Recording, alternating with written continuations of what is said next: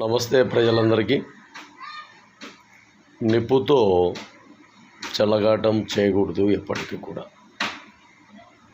అలాగే పొరపాట్లు మాటికి చేస్తే అది అలవాటైతే సరిదిద్దుకోలేని ఇబ్బందులకు గురవుతాం. అలాగే తప్పు జరిగింది ఒక చోట, దాన్ని సరిదిద్దుకునే ప్రయత్నం చేయాలి. సరిదిద్దుకోలేక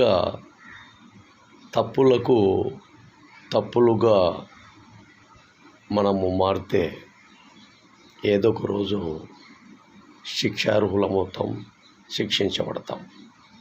కాబట్టి మంచి ఆలోచన విధానాలతో మన లైఫ్ మనం ఉన్నంత వరకు, మనలో మన ప్రాణం ఉన్నంత వరకు,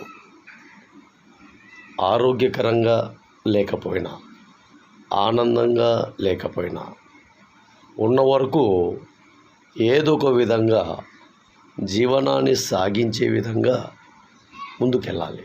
అంతే.